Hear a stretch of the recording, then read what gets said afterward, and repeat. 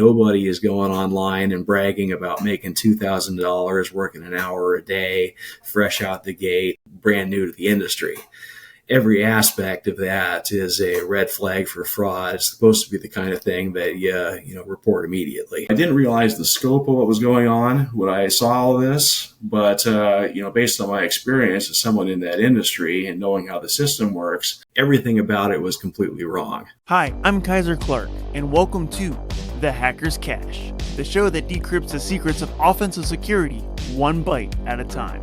Every week, I invite you into the world of ethical hacking by interviewing leading offensive security practitioners. If you are a penetration tester, bug bounty hunter, red teamer, or blue teamer who wants to better understand the modern hacker mindset, whether you are new or experienced, this show is for you. Hello. Thank you so much for tuning in. Today, I have David Taxer, who has over 12 years of experience in offensive security and intelligence. He has done work as a pentester, instructor, OSINT specialist, and is currently the owner of Grayman Intelligence and a red team consultant. Last but not least, David is a published author and speaker. For education, David has a Bachelor of Science in Political Science and an associate degree in Computer Science. So, David, thank you so much for taking your time to come on the show. Go ahead and unpack your experience and introduce yourself to the audience. Sure. Thanks, Kyser. So I'm Dave Taxer. I've been doing this for 12 years.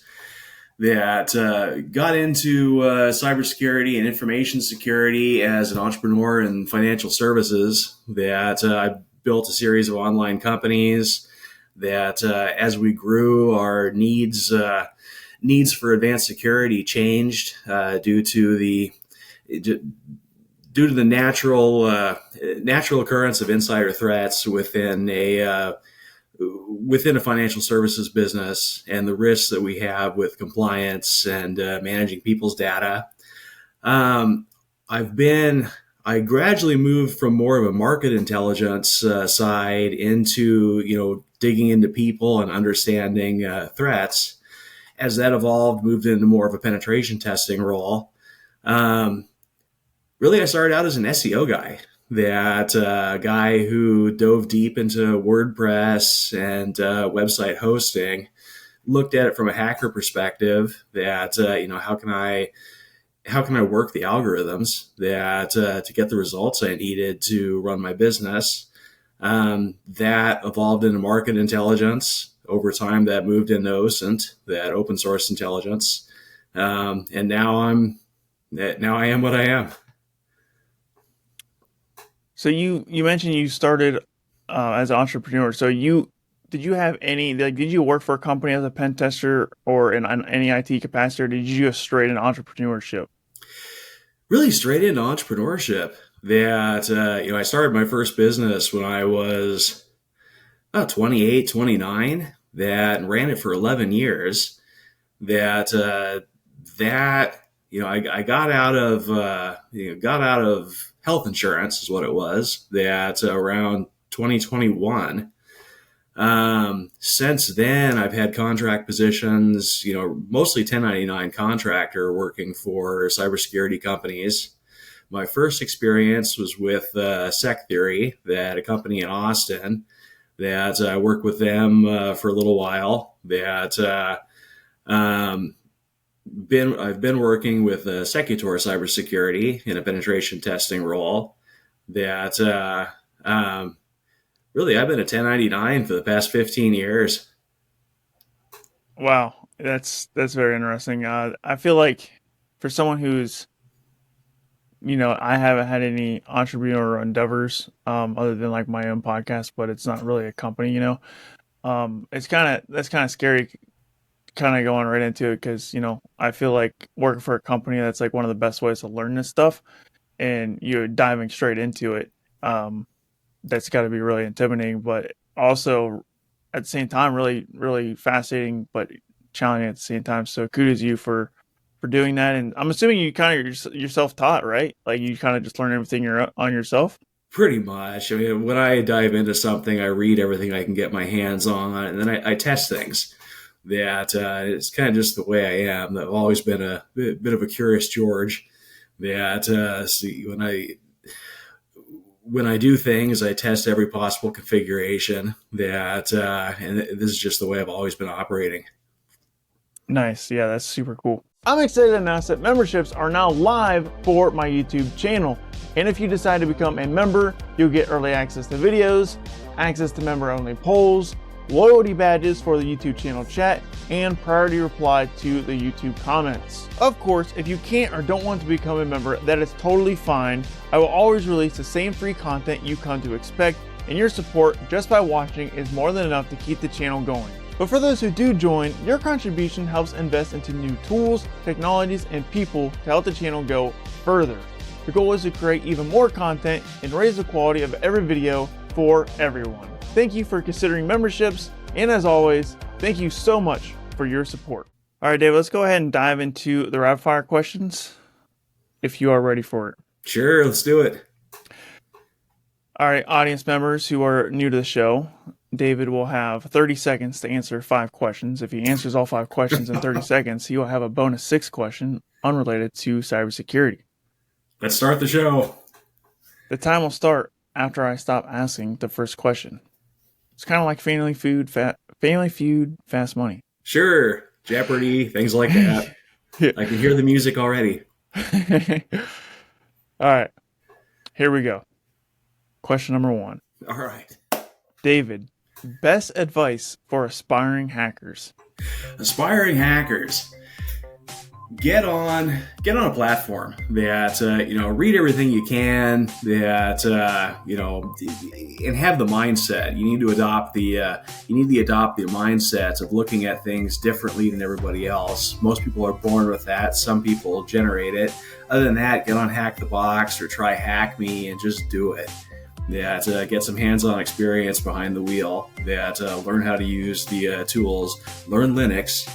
That's the game changer. You're either on Linux or you're not. Once you do that, you're on the right track. On a scale from 1 to 10, how important is a certification to a cybersecurity career?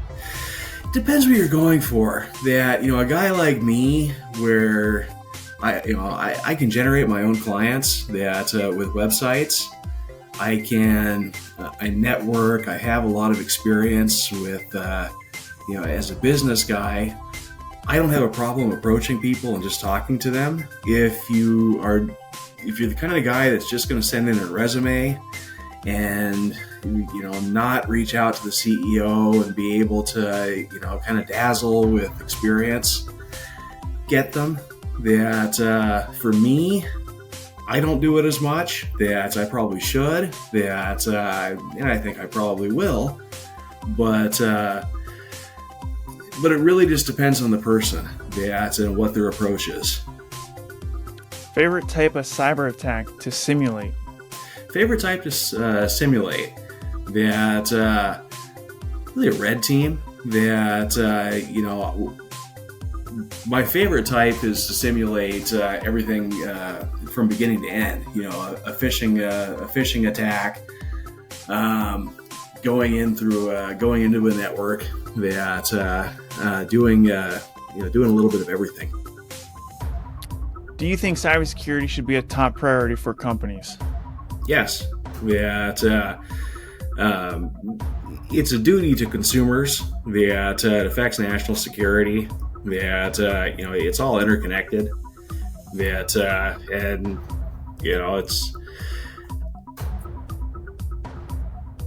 our business. Favorite hacking gadget?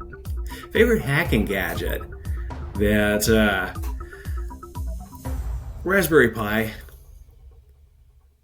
Nice.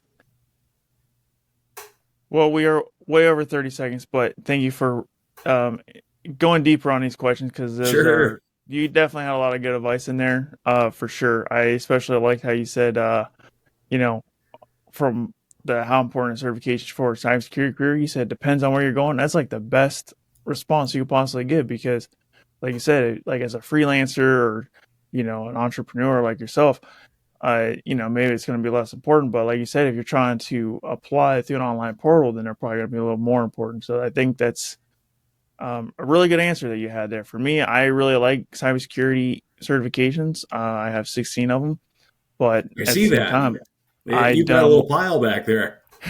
yeah, but I don't I never wanted to be a freelancer, and I never I didn't want to start a company. I wanted to work for someone else, and I felt like certifications was like the number one way for me to demonstrate my capabilities, and it's definitely paid off. But maybe if I was a freelancer, it would be less impactful. So I think your response is really good. Do you have anything else you want to add to that?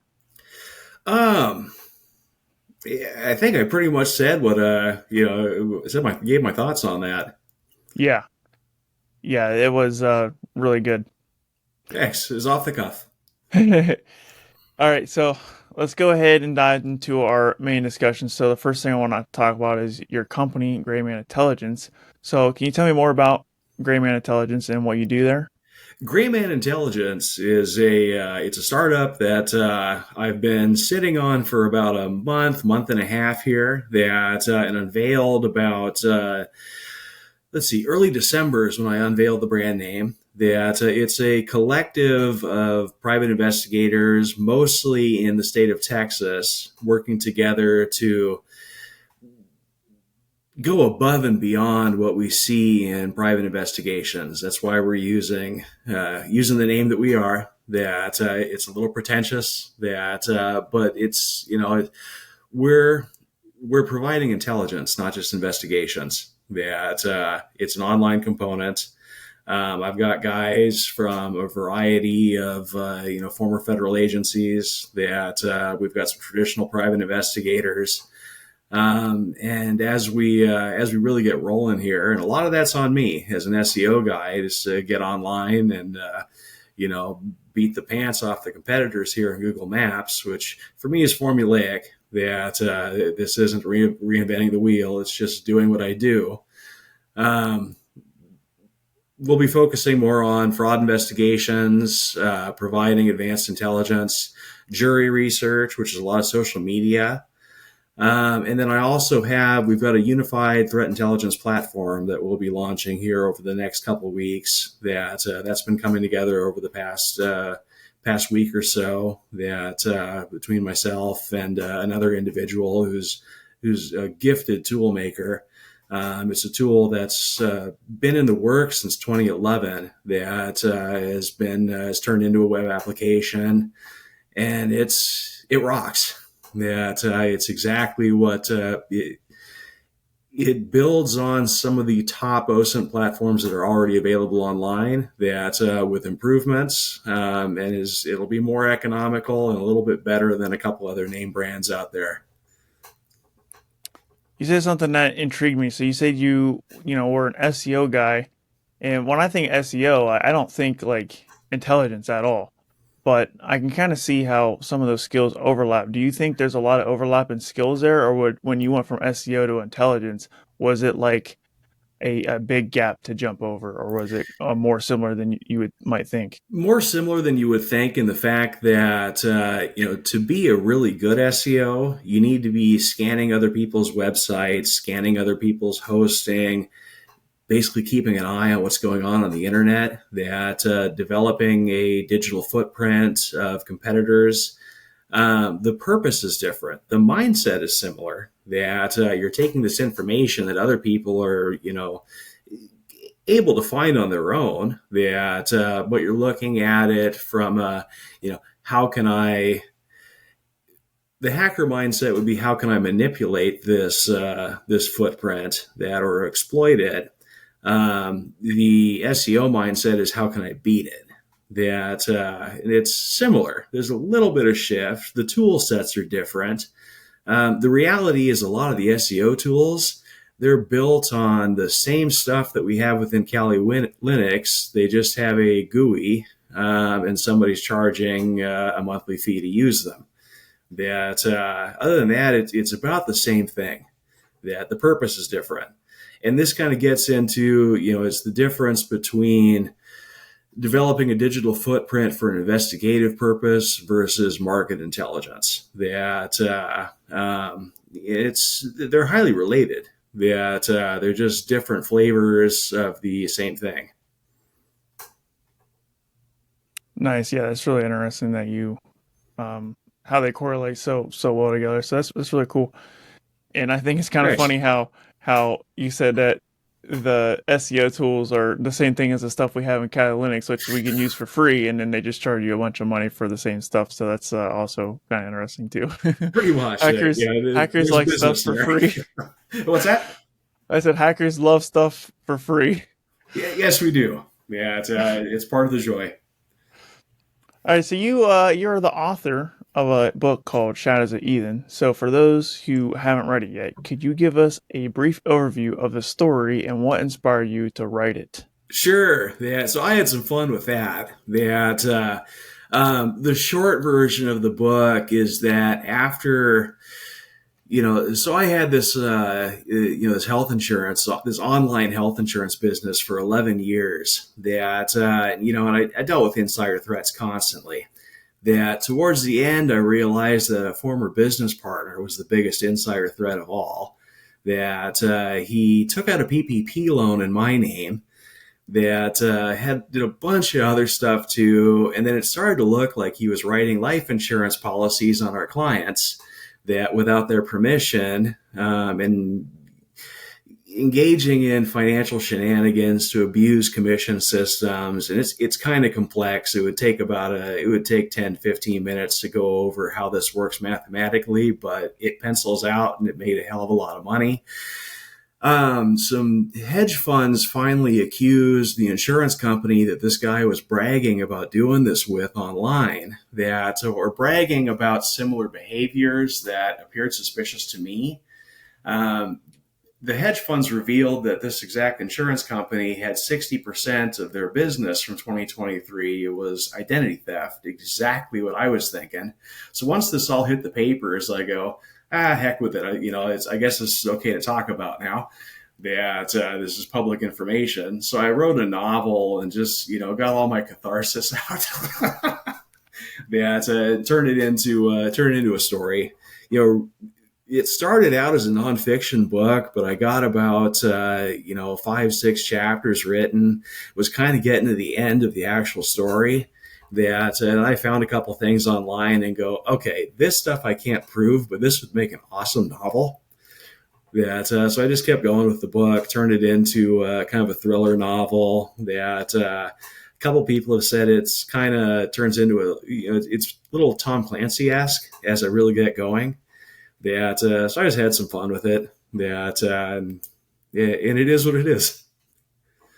Yeah, that sounds really cool. So, especially how you said you started out as a nonfiction based on totally true story, and then you kind of evolved it into a more fiction stuff. So, those often make the best stories. Is the truth that's a little bit exaggerated and with a dash of suspense. So that's interesting. Sounds like an interesting book, and might want to check it out myself. Some So people have said good things that it was AI assisted. So I used AI to flesh out my outlines here. There was a lot of prompt engineering that I've gone through, and I've got about 35 pages of prompts and outlines in sections I wrote on my own, and then other parts where I kind of just put in the information and just let ChatGPT go. What's funny is that, especially in the nonfiction sections, where I put in my logical notes of, here's what I can prove, here's what I think, here's what I observed. ChatGPT came to the exact same conclusions I had. Which is that's kind of cool. yeah, that sounds really cool. And yeah, I did see it had a 4.7 star rating on Amazon when I was looking up information about it. So Yeah, some um, people said some nice things. people said some nice things about it. So it's definitely worth Some checking of them out. are people I don't know. Yeah, yeah, that happens when you put stuff out there. You just there's people. Someone reviewed my podcast on Apple Podcasts. Whoever you are, thank you so much for that review, by the way. And I was like, wow, this is really cool. Like I actually helped someone out here. So yeah, that's one of the perks of making stuff and putting it out there. But on the flip side is you get a lot of criticism too. So It's a double-edged sword. Well, there's always a critic. Yeah. That's just part of life. Power of the internet.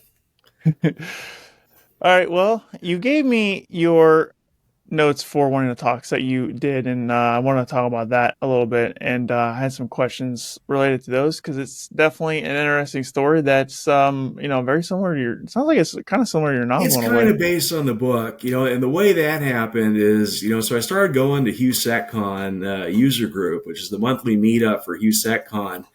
And the night I walked in, they were talking about whistleblowers. And this was kind of the preamble, pregame session to the actual talk that night. And I was sitting there, and didn't know anybody. I was brand new to the group. They started talking about whistleblowers. And the talk went on. The slide they were talking about, a few people, raised their hand and said something. And I was just sitting there thinking, should I say something? And I finally did. I spoke up and said, hey, here's what I think about whistleblowing. Here's a little bit about what happened to me. And then Michael Farnham, the guy who runs HughSecCon, he comes up to me afterwards and goes, would you like to give a talk? And I go, well, okay, sure, why not? And I go, let's put this off a few months here. Let the world digest that I'm going to get on a stage and talk about this. It seemed wise and prudent. So I got up there in November and gave a half-hour talk about what happened, and my actual observations and story. And there are parts that have a lot of clarity to them that both from my observations as well as the articles that came out in the spring that really kind of snapped everything into focus, as well as put what I saw and experienced into a bigger picture. Obviously, there are other people doing this. It sounds like this is a nationwide issue, and yeah, it just kind of happened from there. I hear it was a very good talk. I got good feedback from it. Yeah, it sounds interesting. I'll have to.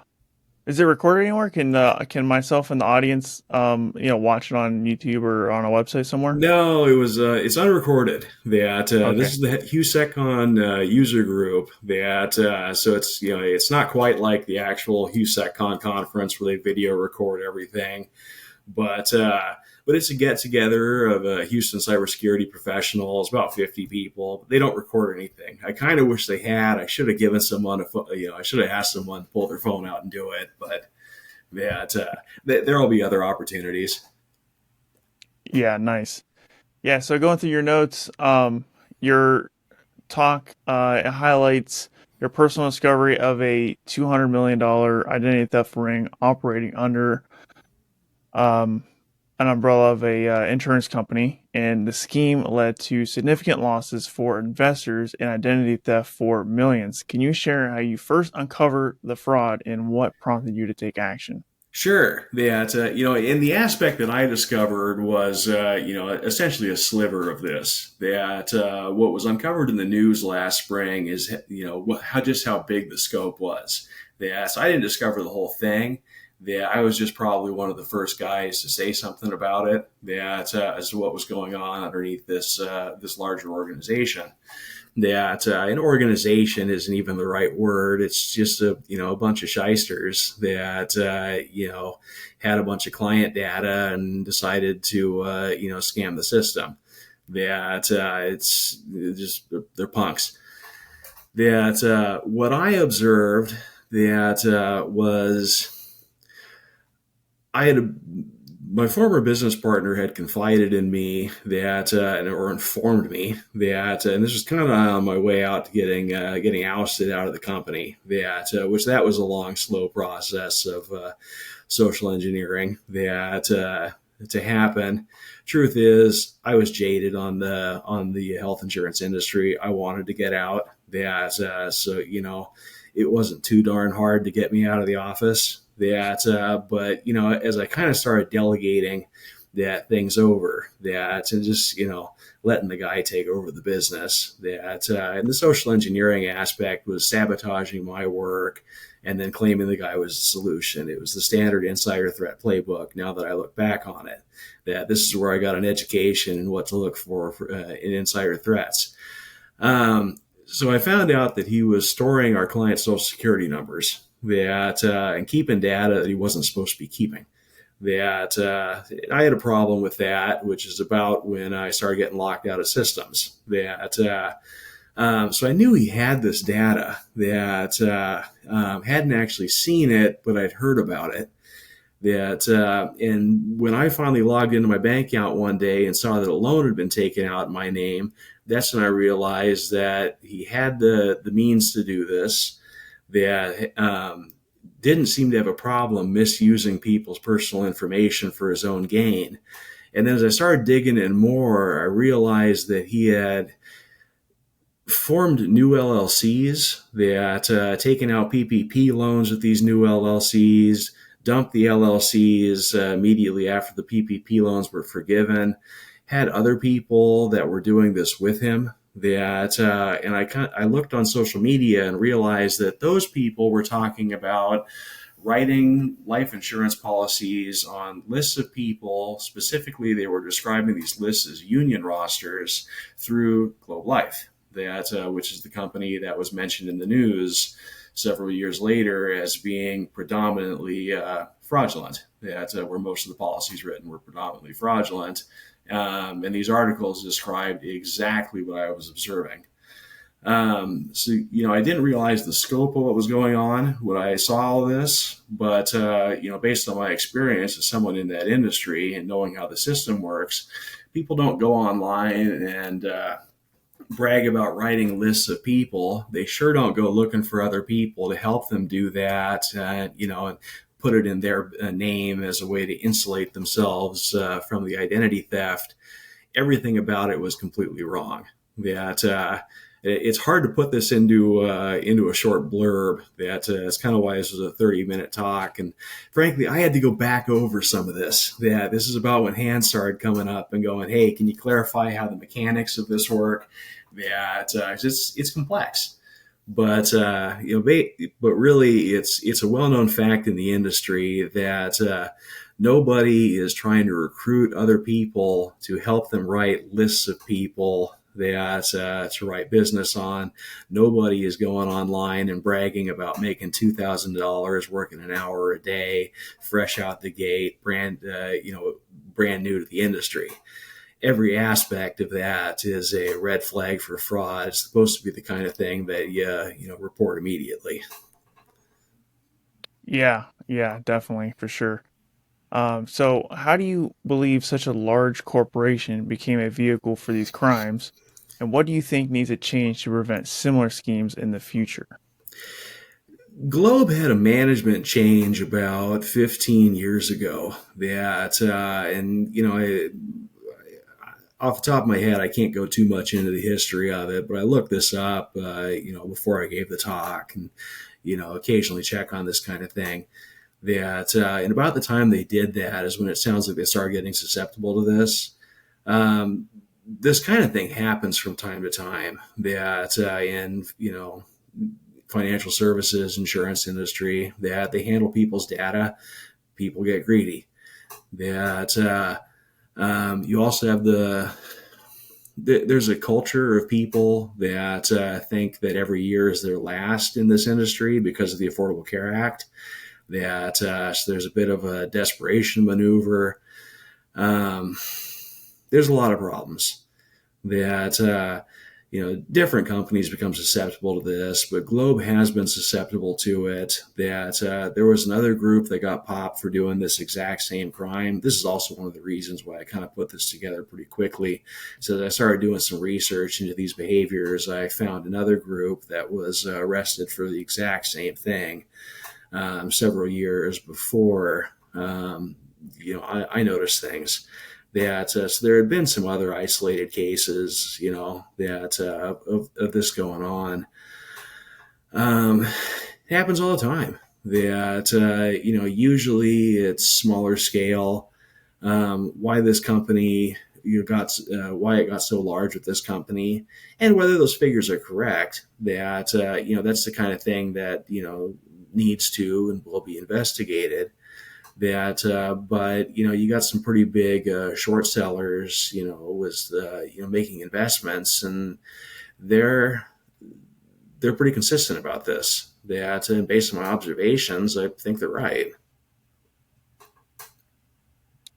Yeah. So you've highlighted how identity theft and synthetic identities and fraudulent practices want to check for years.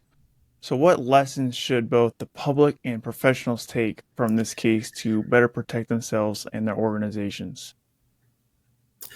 Well, there's the elementary stuff, which is just be careful, giving your personal information to people over the phone. That we can go into the nuance of that, of how people are doing that every single year because of how healthcare works. That how this isn't something that people buy because they want to. It's because they pretty much have to. For professionals, that as professionals, when a company wants to be on top of this, they are. When a company doesn't want to be on top of this, they aren't. And that's why there's certain companies that tend to attract this sort of thing. That in the case of Globe, that there allegedly are some very large kickbacks that are going to executives. And Globe has a history of this. They changed their name from Torchmark because they were doing similar kind of shenanigans. That and the insurance industry is full of this. That they've got these bottom level carriers that change their names every 20 years. That and they're either selling junk or they're doing stuff like this or whatever. That it's kind of a thing. State regulators need to be doing more. That they don't. That I experienced that firsthand is seeing how toothless state regulators are. I literally had, I found out that my former business partner who was doing all of this, he had a designated investigator with the Oregon Department of Insurance. But when I actually contacted this person, tell them what I was seeing, what she told me is that even though she was the designated investigator for him, she wasn't actually able to investigate anything. All she could do was take consumer complaints. And by designated investigator, all that meant is that they received so many complaints about my former business partner that it all went through one person. She wasn't really an investigator. She was just clerical. So the way the states deal with this is powerless. We've got federal organizations that deal with this. This kind of stuff tends to go to the FBI. FBI gets pretty busy. They also have they've got missions where life and death is involved. And these are just financial crimes. They tend to also be performed. This isn't a traditional, this isn't a criminal organization. It's just a bunch of insurance agents who somebody started running a scam, then told his buddy about it. And they started bringing people in. It's more like a pyramid scheme. It's, I'm sure it's become a priority due to how much money is involved and the investor losses. But at an individual level, some guy that's maybe rips off the company for $1 million. That's not high priority. It isn't high priority until there's so many people doing it that investors lose hundreds of millions of dollars. So we need other solutions for this. Or we just accept that this is something that only gets dealt with once it becomes huge and really causes investors losses. It's Yeah, complex.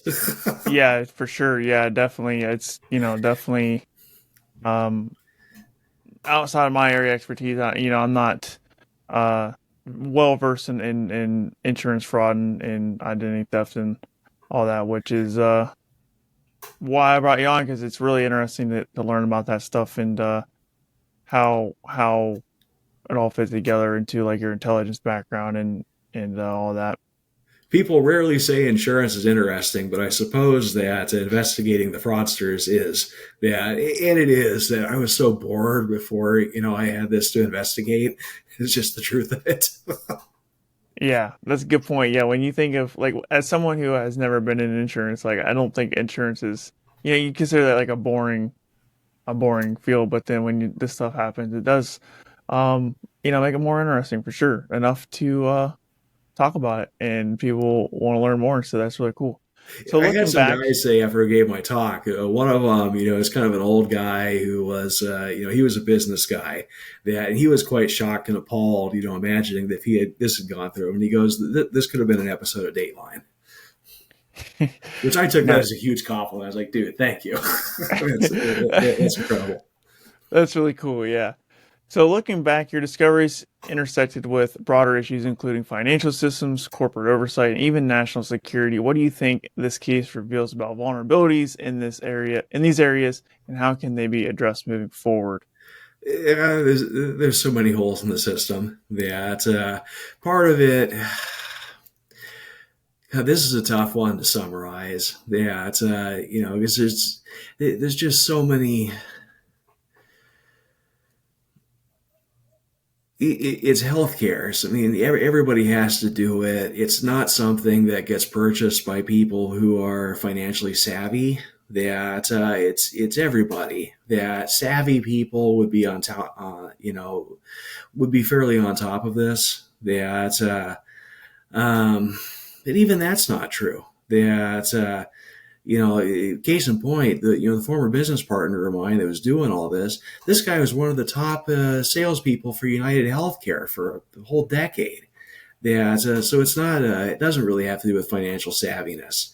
That it can happen to anybody. I don't know that we have licensing that's supposed to defend against this. I think we just need more responsive investigation. That the reality is, I should have had a buddy in this that actually had some authority a lot sooner than I did. That on the other hand, it's easy to be a critic. This is a lot larger, and I realize so. It's tough to say what is valid criticism, and whether this is going to be dealt with and as big or bigger than we all think. And, that this could all make sense as to, why it's such a lengthy investigation, that, why this hit the papers before arrests were made at any time. So I don't know that, but one step is